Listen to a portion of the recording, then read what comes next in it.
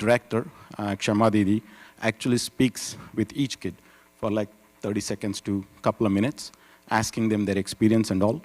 Pretty much unanimously, every kid has said that, they can see how privileged their life is as opposed to the kids in India, and they understand the value of service. So it's something that kids will definitely learn. Now, that's the advantages and what it is. And now coming back to the actual process itself, as I said, it's twice a year, one in summer and one in winter. This summer, usually it's in July timeframe when it is off for you guys here. And the announcements for actual application process should be coming up sometime soon, end of February, early March. I would expect end of February because they want to finish their selection process by March so that they can start prepping the kids to go there in July, because there's a lot of coordination that needs to happen for all the, and this is nationwide, so US all over, kids from all over US will be coming, so they have to coordinate with everyone. Usually it's between 15 and 20 kids, roughly around 17 kids and 3 chaperones. Before they select the kids, it's open for chaperones, by the way. Unless they get chaperones, this trip doesn't happen because they need about 5 to 6 kids per chaperone, so they need at least 3 chaperones. Usually that's what they look for. So first, chaperone applications will go out. After that, the applications for the kids will go out. Now, what is involved in the application? So one thing that I've spoken with the national team, and then I've asked them, like, if I want to advise the kids in Dallas, how can I advise them? 2 things that they told me is timing. As soon as the applications are out, you guys have to immediately apply because they won't keep the applications for 2-3 weeks, and then they want kids to apply and they're going to pick. As soon as they hit that number 17, between 17 and 20, they want to keep a few more extra, just in case someone later on decides not to go. They want to give opportunity to other kids, so they only keep 20 or so selections. As soon as they hit that number, they'll close the applications. So if you guys are very serious about it or want to do it, I would say be ready to apply as soon as the applications are out. That's number 1. The number 2 is there is going to be an essay that you need to write, why you want to do this, what kind of experience do you have in volunteering so far, what's your journey with Chinmaya Mission, and I was told that take this very seriously because that's what decides whether you are really serious about it or not. They usually don't want one-liners, 2-liners where the kid is not really interested. They don't want to have such kind of kids because apparently when they go there, they won't participate in activities. They don't want that. Fortunately, we didn't have any of that kind of stuff. We had really nice trip. We enjoyed a lot. The kids enjoyed a lot. So that's the application process. It should be coming up end of Feb. Having said that, just curious, I know you guys have been hearing about it for about 3 weeks or so. Anyone has seriously given a thought about doing this trip? High schoolers?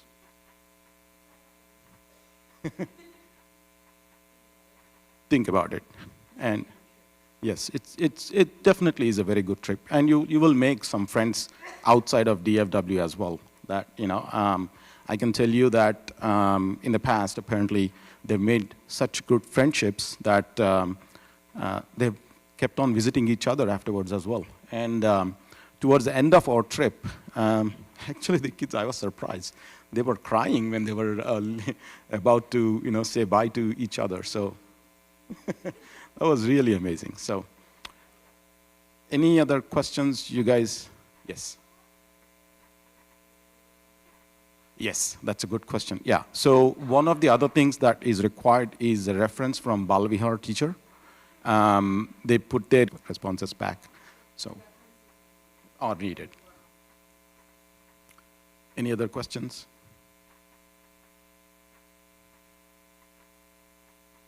Okay, so I'm here during the session. I'm going to be here for S2 as well. So if you guys have any other, you think about any other questions, during the session, feel free to reach out. Thank you.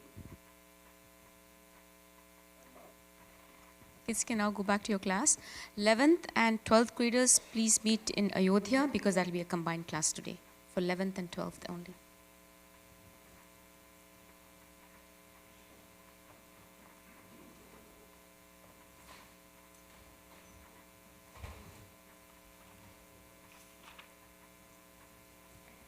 All right, so after they exit the room, we'll start with our chanting of Sadhana Panchakam. Today we will do lead and repeat style for just 3 and 4, and then we'll come back to verse 1, 2, and 3 and chant it together. So lead and repeat for 3 and 4, and then chant up until that point. So with that, we've already done opening prayers, so we're going to jump right into it. All right. Vakyarthasya vicharyatam, Vakyarthasya vicharyatam, Shrutishiraf, Pakshassamashriyatam, Pakshassamashriyatam, Dustarkat suviramyatam, Suviramyatam, Shrutimatas, Shrutimata, Tarkonusandhiyatam, Tarkonusandhiyatam, Brahmasmiti vibhavyatam, Hasmiti vibhavyatam, Aharahar, Aharahar, Garvah parityajyatam, Garvah parityajyatam, Deheham matirujyatam, Deheham matirujyatam, Bhudajanair, Bhudajanair, Vadav parityajyatam, Vadav parityajyatam. Now verse number 4. Kshutvadhishcha chikitsyatam, Vyadhishcha chikitsyatam, Pratidinam bhikshaushadham bhujyatam, Bhikshaushadham bhujyatam, Swadvannam natu yachyatam, Swadvannam natu yachyatam, Vidhivashat, Vidhivashat, Praptena santushyatam, Praptena santushyatam, Shitoshnadi vishahyatam, Shitoshnadi vishahyatam, Natu vrita, Vakyam samucharyatam,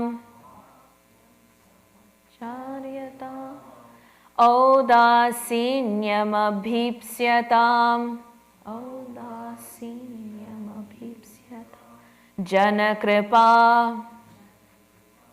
Naishturyamutsrijyatam, Naishturyamutsrijyatam. Okay, so now we'll go all the way back to verse number 1 and chant the verses together until verse number 4. Vedo nityamadhiyatam tadudidam karma svanushthiyatam tene shasya vidhiyatam apachitihi kamye matistyajyatam papogaf paridhuyatam bhavasukhe tosho nusandhiyatam Atmecha vyavasiyatam nijagrahat turnam vinirkamyatam sangat satsu vidhiyatam bhagavato bhaktir dridadhiyatam shantyadif parichiyatam dridataram karmashu santyajyatam Sadvidvanupasripyatam pratidinam tatpaduka sevyatam ब्रह्मैकाक्षरमर्थ्यतां श्रुतिशिरो वाक्यं समाकर्ण्यताम् वाक्यार्थश्च विचार्यतां श्रुतिशिरः पक्षः समाश्रीयताम्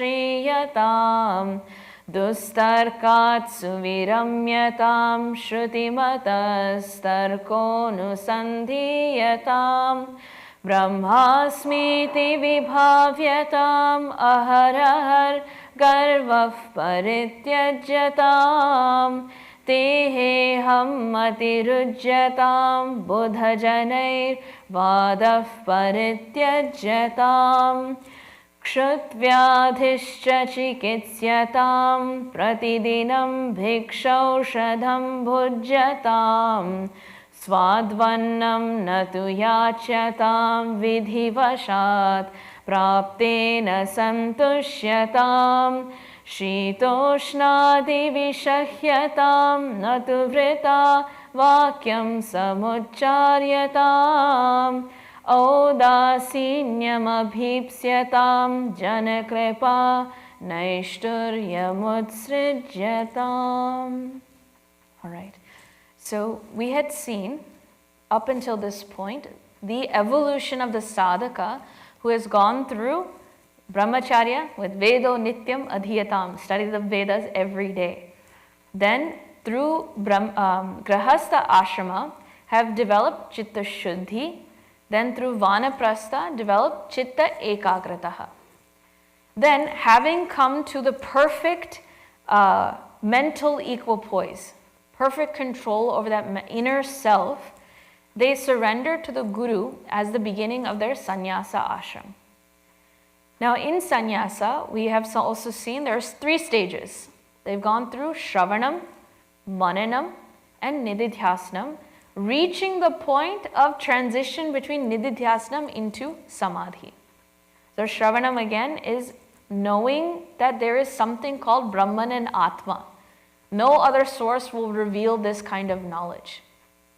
But having heard that Tattvam Asi is the main point, Shruti Shira, remember, the head, the culminating point of the Shrutis is that Mahavakya, Tattvam Asi. You are that. But having heard it, we might not completely understand it. How can that which is all-pervasive be this limited entity? How can that which is all-knowing be this one who's constantly struggling to learn something new? How can you say Tattvam Asi? So the advice was given that we follow the logic and standpoint given by Uttaramimamsa, Vedanta, Advaita philosophy. Take stance in that. Explore the objections that the other darshanas have provided. How is Atma, that self? How is it one? Is it many? Is it conscious or unconscious? Is it something or is it nothing? All of these variations in questions are proposed by the other darshanas. Taking recourse with the logic given by the Upanishad, can I answer them? This strategy is to help us understand what is good quality questions to ask and how do I genuinely answer them. Because the purpose of that is not intellectual might. It's not to come out of it and saying, I am a Vedantic scholar, look how much I know. That's not the point of Mananam. Mananam is when I'm approaching the seat of meditation, when now I have to abide by it, are there any blocks or in the form of doubts that can come up later? Those blocks of doubt have to be resolved in Mananam before I even enter Nididhyasnam. May I have absolute clarity that this Mahavakya, Tattvam Asi, is in fact entirely perfectly true. There is no fallacies in this statement.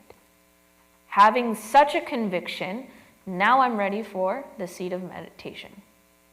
Now, in seat of meditation, what was the English phrase we used to define it? It is the seat in which I correct erroneous habitual thought patterns. Erroneous habitual thought patterns. This tendency to live as this body is that erroneous habitual thought pattern. So the example, I always come back to this, it's like the drunk doctor. The doctor has full well understanding of how this body works. He has more information than any one of us. He knows exactly how the problem arises. And yet, sometimes we see them out of habit, out of old, erroneous, habitual thought patterns that have existed in the past, they'll unwind by having a cup of red wine at the end of the day. So, even though we know better, we may have a hard time following it because we're stuck in these habits. So now we have to push that even more and clear out those erroneous habitual thought patterns. This is what nididhyasana is all about. Nididhyasana is effortful striving to undo our identity as this BMI. Effortful striving to identify with that substratum. Effort. So we'll get into it a little bit today in emphasizing this a little bit more. But someone has to be in that effortful state for a long time. It is not easy. We are looking at habits from lifetimes, janmantara. And we are constantly being used to limited entity, constantly suffering the ups and downs of life. How can I possibly be that stable, one without a second, permanent happiness that never diminishes? How can I be that? So it is with effort. Now, the more and more we practice, we will see it become effortless. There's a slow, subtle transition into effortlessness. I am this very substratum. So this is when we see the transition from nididhyasana to samadhi. We're coming to this point where the conversation and content is very subtle. And it's not as evident as we used to see in the past. So here, samadhi, or this absorption, requires deep dedication. Bhagwan along this way has always been there with us. Bhagwan has always been there with us because he provides exactly the right environment we need for the current step we're working on. If I have that ego that I haven't even purified my desires, where will he put me? In grahastha. He will put me with the well-matched spouse and even better matched children. They will be the perfect mirrors for us to see our own vasanas, our own desires, our own strengths and shortcomings. All will be reflected perfectly. Bhagwan puts us exactly there. When we need to focus, what will Bhagwan do? Send distractions. Because he wants us to become stronger and put more effort in it. He has been there with us the entire time. In fact, we start to see that when someone is entering the stages of nididhyasana and samadhi, even Bhagwan will remove distractions and allow us to step outside of society. When someone is ready to withdraw, we will see that this bhava comes within him. I need to separate from society. I need to go into nididhyasana. Nothing else matters. This I've seen time and again in many of the biographies of great Mahatmas. There's at some point in their life where they feel they have completed. See, this is important. They're not running away. They have completed their responsibilities and life situation is such that they have no more responsibilities put on them. Who's doing this? Bhagwan's taking care of that individual. They are ready now. So Bhagwan gives that guidance. He clears all distractions and gives you the opportunity to completely absorb yourself in that very state. So for example, even Valmiki ji, Tulsidas ji, when they went into meditation, why was his name Valmiki ji? Valmiki means mound of anthill. When he was in meditation, in nididhyasana, into samadhi, the world literally covered him up. No one even knew there was someone alive inside there. So it's almost like Bhagwan is putting a blanket around him saying, nobody will disturb you from here. So Bhagwan has always been there, will always be there, and we will come to discover his nature as mine within my own true self. So, but at the same time, Bhagwan will not give you moksha. He will not give you moksha, because this is another misconception that may come up in Bhakti Marga, They are seeking Bhagwan's darshan again and again. Prahlad says, Bhagwan Vishnu is my Ishtadevata. He is everywhere. His father challenged him, where? In this pillar. He said, yes. See? He comes ripping out of that pillar, right? Having resolved that, even having darshan of Narasimha Bhagwan, Prahlad needed Atma Jnana. And after that, even Narasimha Bhagwan said, you abide by that self. Even Dhruva also had a similar experience. After having darshan, he was sent to a guru to get Atma Jnana, abide in yourself. Your realization is only from within you. Even Bhagwan can't give that. What he can do is set you up. He can give you the best seat ever. But you have to sit and abide in yourself. So, in this case, when someone is practicing nididhyasana, their practice has become extremely introverted and extremely subtle. And at this point, nididhyasana into samadhi, we're working on 99.9% abidance into 100%. Last bit. Well, how does this work? So in this conversation we saw in verse number 4, may we be mindful of all distractions that may come up and unsettle us and take us out of nididhyasana. What are these distractions? Kshud, hunger, vyadi, disease. Both of these things, take care of it right away with aushti, which is medicine. And that medicine is more of a mental attitude. That's why it's followed up by the instruction, bhiksha aushadam bhujyatam. Accept it as bhiksha. So that is why I love that prayer, Annapurne Sadapurne, right? She comes, Bhagwan is coming to you as Annapurna Devi to take care of you so that may even this distraction not distract you from nididhyasana. Bhagwan takes care of us at every step. Bhikshaushadam bhujyatam. Let us never neglect this body. This body has been used as the instrument for the spiritual quest. We're almost done. But even until the last moment, may we not neglect this and let it become the problem once again. Then take care of it, but do not indulge in it. This is the main idea at this point. Take care of it, but don't indulge. Taking care of it means minimal basic requirement, that's effort. Don't become wasteful. So now I'm taking into account swadvannam natu yachatam. Hankering after tasty food creates restlessness in the mind. It requires us to expend energy unnecessarily. Okay, this salt is not enough. It's a little too much. It's a little too less. It needs a little some sweetness in there. It needs a little sourness. Should I use tamarind? Should I use lemon? Should I use, what is it, tartar?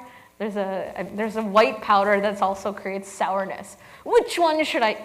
How much is our mind getting distracted? So the guide is, do not waste energy in seeking things from the world once again. Do as minimal as possible. As is required, keep it nourished, keep it safe, keep it balanced. And just like how we mentioned in assembly today, right? Even this posture of sitting in meditation, the guide is, don't let the muscles actively engage, because that also becomes a distraction.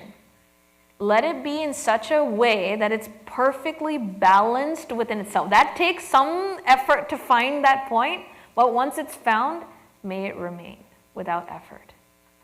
Now, that was physical. Can we do the same mentally? Can we, with effort, find that exact equipoise and remain? What can take us out of that? So, swadvannam natu yachyatam. The mental attitude to help keep that balance is vidhi vashat praptena santushyatam. Vidhi, what's written on my forehead. Vidhi vashat, whatever has come to me, praptena santushyatam. So this again comes back to that trust in Bhagwan. He's going to give me exactly what I need. If that rice was meant to go into this stomach to nourish this body, Bhagwan, no matter what, will come with his own hands and feed me if required. Bhagwan will do that. Vidhi vashat praptena santushyatam. as is written in my fate because of my past actions, those results will come to me. May I just go through them with santusha. Not this way, not that way. Oh, I'm glad I did some good things in the past. I got good results. Yes. No, that's also unsettled. Oh, why was I so stupid in the past? Why did I do some things? I told myself not to do it. I know better, but I did it anyways. Look now what I have to deal with. Unsettled again. Whether it's good, whether it's bad, that effortless balance in between is santosha. It is what it is. Then, from the body level, shita ushna vishahyatam.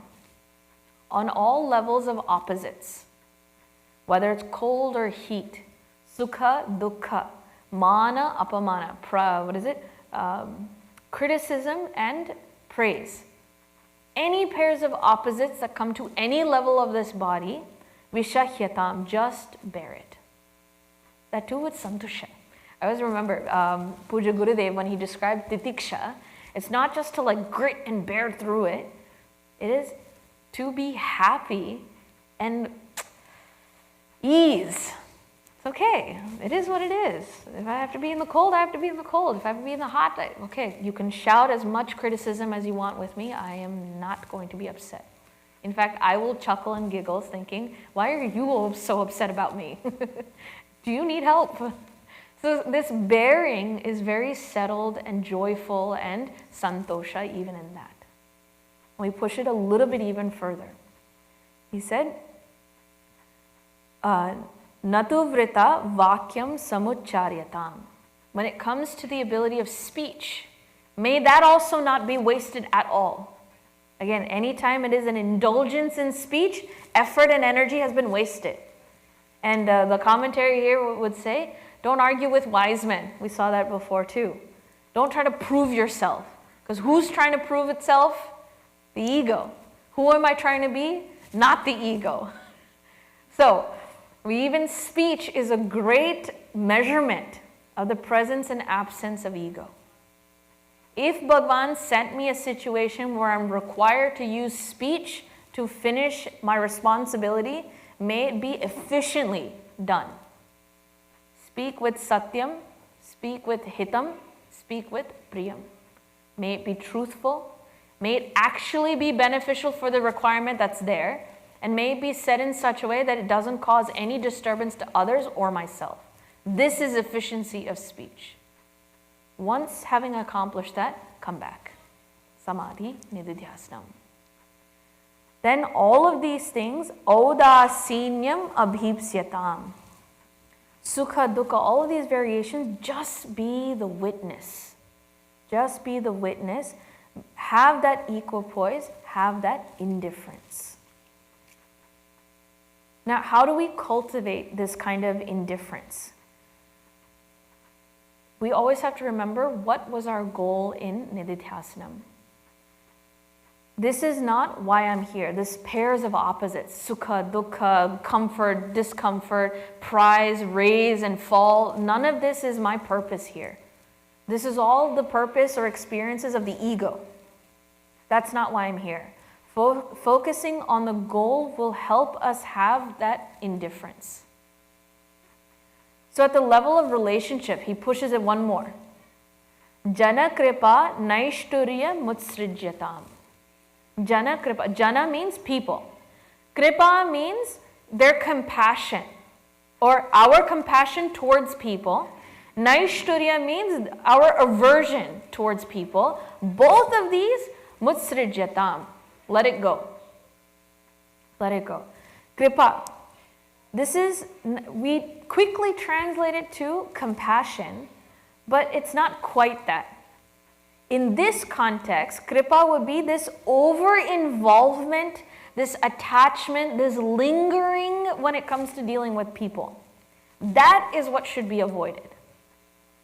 So let us not, if we have to help, if Bhagavan puts that situation in front of us and we're supposed to, do it and leave.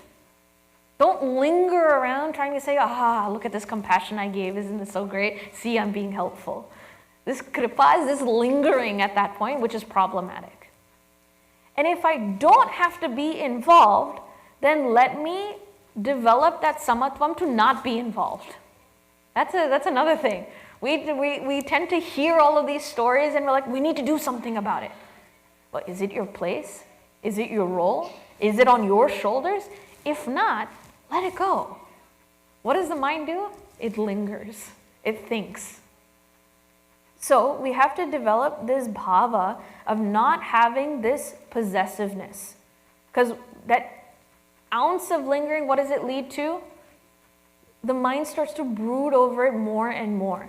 The more I spend time thinking about it, the more the mind becomes occupied by that individual. This is jana kripa, right? So now I start remembering that person more and more and getting involved. And where's my focus now? Where was I the first place? Again, distracted. So it's not that when people hear this word, jana kripa mutsrijyatam, people misinterpret it and think the Shastras say don't be kind. Don't be kind to people, ignore people. And even some people have said, how can Mahatmas be like this? Aren't they selfish? And Puja Gurudev, I'll be honest with you, also started with this question. He said, who are these Mahatmas that run away to the Himalayas and they only leech off of the society? How can they be so selfish? So he started his journey as well. But here the real context is that I am at this point where I've finished all of my responsibilities. I've finished grahastha, I've finished vanaprastha. I have entered sannyasi, an ashrama of renunciation. I have done what I needed to. This is where my focus is now. And sannyasa is not selfish because the pursuit of sannyasa is to find the truth. What is the real nature of this world? How can that be selfish? When I've identified with that truth, what do Mahatmas do after they come out of samadhi? Do they just sit there and do nothing? Our own Puja Gurudev came rushing like Ganga Devi back into the world and said, people need to rise out of their sorrows. Out of just kripa, that's a different kripa now. Out of their loving nature and compassion, they come back in. Even Bhagwan comes back in to do it. And this was coming from chapter 3. He himself uses himself as an own example. Arjuna, don't run away from the battlefield. At the very least, you set the example for others around you. Even I do this. I think it's somewhere around verse 25 to 30, somewhere in between there. He says even he comes back. So here, it doesn't mean don't be unkind. In this process of nididhyasana, where is your priority and your focus? What are you supposed to be doing? You're supposed to stay focused on identifying yourself. Therefore, don't get distracted. Now, there's a story in Bhagavatam that shows this example of what happens when someone has kripa unnecessarily in the state of nididhyasana. This is a story of Jada Bharata. Does anyone remember this? Maybe vaguely? Yes? No? Jada Bharata? So, Jada Bharata was the king of Bharat at that time, and he was so well equipped to run that kingdom. It was perfectly balanced, perfectly taken care of. There was only prosperity.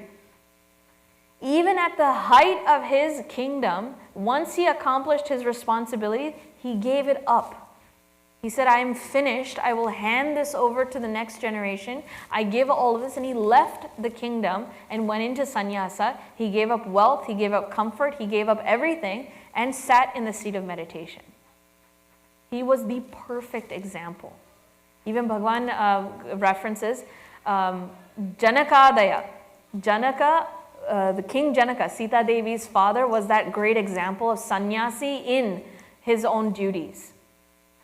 Adaya, etc. So there are many examples. He was one of them. But what happened? One day, he was sitting on the bank of a river, and in the seat of his meditation, he heard the roar of a tiger in the middle of the jungle. And after that, he suddenly saw a pregnant deer jump into the river out of fear. And that fear was so strong that she gave birth to that baby deer right there in that river and ran off. And what did Bharatji do? He saw that baby deer drowning and said, "May I help?" He jumped in, grabbed the deer out of the river, pulled him out, saved him, cleaned him up, and that little baby deer stayed with him while he was practicing Nididhyasana. So what happened over time? Japamala in one hand, the other hand stroking the baby deer. So his distraction was so subtle. Someone who's capable of giving up a kingdom, someone capable of giving up the family and coming into the seat of Nididhyasana, he was great. Even to that person, the risk of distraction is still there. This was just a deer. And so he had to spend exactly one more lifetime to exhaust the vasanas of attachment to that deer. Therefore, he took the form of a deer in the next life, finished it, and then attained samadhi after that. So this is why Bhagavan gives this advice even at this stage of Nididhyasana.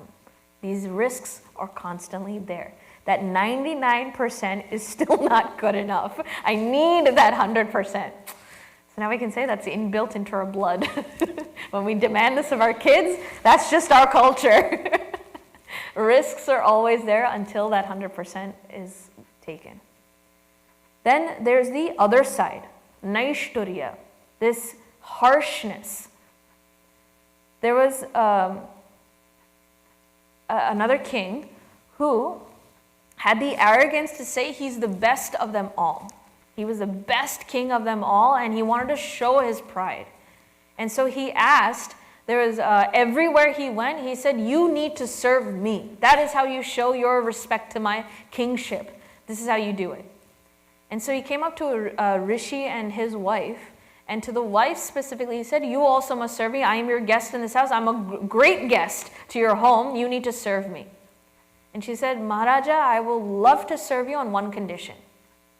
I need you to prove me that you're the greatest." Huh? Prove me you're the greatest. And he's like, "Okay, how do you want me to prove this?" Then she said, "Have all of these Mahatmas carry you in a palanquin, and when they can do that, I will serve you." He said, "Okay, that's not that hard. All these rishis revere me. I am that great. Sure." So he had all the rishis, and rishis, out of their compassion, they don't care. "Okay, you want me to lift you, lift you. I have no, qualms about it." So 4 rishis lifted him. One of them was Agastya Muni, I believe, if I remember my story correctly. Agastya Muni was there. But they're munis. Where are their mind? Aham Brahmasmi, Aham Brahmasmi. Aham Brahmasmi, Aham Brahm. They got so lost in that thought while walking that he ended up going a little bit slower than the others. He got out of cadence with the other 4. So what was the palanquin doing? Ta-dang, ta-dang. And he's like, "Hey, Sarpo, Sarpo." Sarpo means hurry up or pick up. But there's a double meaning to that. Sarpo means be a serpent. Sarpaha. So Agastya Muni suddenly looked up, "Sarpa," and he called him back. And in those words, he ended up cursing the king to become a form of a snake. So this is a very interesting, these stories get really interesting. You're like, so simple, but so weird. Like, what is the meaning behind this? When someone's arrogance is there, and this demand for attention, you will naturally gain harshness from other people. This Mahatma or Muni said Sarpa and cursed him as that Sarpa. And that king took that criticism and became affected by that criticism. Therefore, he had to take another life again in the form of Sarpa. These are all analogous. Anything we become attached to, we have to live once more in a limited entity to reap the results of such attachments. So I have to go through those results. If I'm trying to get out, do I not want to stop all of these forms of attachment? Whether it's good, whether it's bad, doesn't matter. I want out. Enough. No more attachments, no more distractions. I'm here for Nididhyasana. So jana kripa naishturya mutsrijyatam. So both sukha, dukkha from the level of body, mana, avamana from the level of the intellect. Then kripa and naishturya. This is the pairs of opposite when it comes to relationship with the world at large outside. May there be indifference, audasinyam. This indifference to all fluctuations and distractions. Having done this, having gained stability and balance, and that perfect balance, without effort, that perfect balance has come up, what more is there? Now can we enter the idea of samadhi? Where are we now? So this is when we will enter into verse number 5. So if we can all go back to our book or text, whatever reference, we will learn this verse. We'll do lead and repeat, chant it together, and see the meanings for this verse. So with that, ekante sukhamasyatam, ekante sukhamasyatam, paratare chetas samadhiyatam, samadhiyatam, purnatma susamikshatam, purnatma jagadidam tatpadhitam drishyatam, tatpadhitam drishyatam, prakarma pravilapyatam, prakarma pravilapyatam, chitibalat napyuttaraishlisyatam, napyuttaraishlisyatam, prarabdham tviha bhujyatam,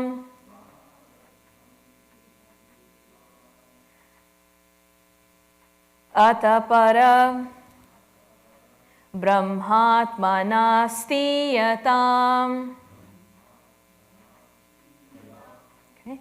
Just one comment before we chant this together. If you look in line number 3, chiti balat. We pronounce, when we stopped there, it was balat. But because we're going to combine it and keep going through, it will become chiti balanapya. There's that extra, I call it pressed na. That's a sandhi where you join ta plus na. Chiti balanapyuttaraishlisyatam. So that one's the most difficult part in verse 5. But let us try to chant this together, okay? Ekante sukhamasyatam, paratare chetas samadhiyatam, purnatma susamikshatam, jagadidam tadbadhitam drishyatam, prakarma pravilapyatam, chitibalanapyuttaraishlisyatam, prarabdvam tviha bhujyatam, atapara brahmatmanastiyatam. So now in this verse, we are seeing the descriptions of the state of samadhi itself. So, ekante sukham asyatam. After verse 4, where are we left? We're left all alone. And what kind of alone? Bhagwan, Guru, and our own blessings. Ishvara Kripa, Guru Kripa, and Atma Kripa are all there. But we are now left to reach that highest. So we are surrendering to that with Sukham. Ekante means Eka Anta, in one side, in one corner, at the very end, sitting quietly. This is now the mind totally freed from all distractions. We have become absolutely focused. Find a place that is without any distraction. This is nirapekshatam. Nirapekshatam, without any distraction. This is sukham. Ekante sukham asyatam. Now, once we have found this place of sukha, what are we to do now here? Paratare chetas samadhiyatam. All this preparation has been for one purpose. May that chetas, that mind, be in that highest, paratare, in that highest, samadhiyatam. It is that total absorption in that state. We allow the mind to slip into the state of Brahman. And how do we do this? I actually want to take the example of us going to sleep. Please don't confuse sleep with samadhi. It may look the same, it may feel the same, but they're completely different. But slipping into that state of samadhi is almost like this. So like for example, when we have to go to sleep, what do? It starts with nightly routine. We go check the house. Is all the doors locked? Is the curtains closed? Is the lights off? And then we go set the temperature, the night temperature. And we go to our bed, we set up the pillow, blanket, and we make sure we lay down. Again, even laying down. If you have to hold your arm the whole night, will you actually be able to sleep? No. Complete rest and temperature, everything has to be in the right condition so that they may not become a distraction. Interesting, isn't it? If it's too hot, we start sweating in the middle of the night and we get up. Too cold, we start shivering, we get up in the middle of the night. If I was slept on my arm and it starts paining, I get up in the middle of the night. All of these are like the distractions. The mind, the speech, the jana, kripa, naishtarya, all of these are analogous to that. Best part is when you stick one leg out the blanket and keep the rest on you so you get the exact circulation. Point is, no distractions. We settle down. Then, what happens in our mind? Best part is right before Sunday. I have Balviar tomorrow. I have to give a lecture tomorrow. I have to get up early tomorrow. Let's say I have to get up at 4 a.m. What's happening the night before? I'm stressing out. I can't sleep. Okay, if I go to sleep now, I'll get 5.5 hours of sleep. Okay, if I go to sleep now, I'll get 5 hours of sleep. Go to sleep now! I have 4 hours of sleep. I struggle. But at the end, finally, what's the real way to slip into sleep? Sleep. Sleep. Sleep. Don't think about anything else. Sleep. Slowly, sleep. Sleep. Silence. Effort becomes effortlessness. In fact, please wake up if you fell asleep. A few more minutes left. So here, the more effort that's there, the more presence there is of the mind. Mind is active when there is effort being put in. But as soon as that effort is removed, the mind stops. The mind comes to rest. So effort keeps the mind, effortlessness ends that mind. This is that 1% we're talking about. In Nididhyasanam, I was saying, Aham Brahmasmi, Aham Brahmasmi. Feeling that bhava with effort, with clarity, but soon it becomes my own state. I don't even need to put in effort. Paratare cheta samadhiyatam. That mind becomes absolutely absorbed into that silence. So this is that object that we're speaking about here. And I'm just looking at the time. We will leave this thread of thought right here because we need to understand what is the difference between going into deep sleep versus samadhi. Although I took it as a joke, sometimes people do get confused. When we say that the mind is no longer there, what does no mind state in terms of Buddhism mean compared to what no mind state is in Vedanta? There's also that difference. One more thing to think about here is, there's still a full verse left. We're not done yet. We've got another 2 lines. There is this idea that Aham Brahmasmi becomes the last vasana that we have. Aham Brahmasmi becomes the last vasana. So there's still things to understand when it comes to samadhi. What they are, we will come to see next class. So I thought I'd give you, a little practice of this verse, a little teaser for this verse and where we're going, and what is this awesome state we've all been reaching for. My favorite part in any text is when they start glorifying the state of samadhi, they take off into poetry at this point. So we shall enjoy the result of such a process that a sadhaka has gone through. So what is this state of samadhi? We shall see next time. So again, thank you again so much for your patience. Please do reach out to Sudhirji for any questions you may have for Chord. And last thing is, Guru Padaka Puja series is still going on. There are still many slots available. So please look at your calendar. Maybe in March, April, and beginning of May, there are opportunities if you'd like to bring Puja Gurudev into your home, offer gratitude. Those opportunities are still there. So with that, thank you again so much. We'll do closing prayers. Om Purnamadav Purnamidam Purnat Purnamudachyate Purnasya Purnamadaya Purnameva Vashishyate Om Shanti Shanti Shanti Harihi Om Shri Gurubhyo Namaha Harihi Om. All right, thank you so much.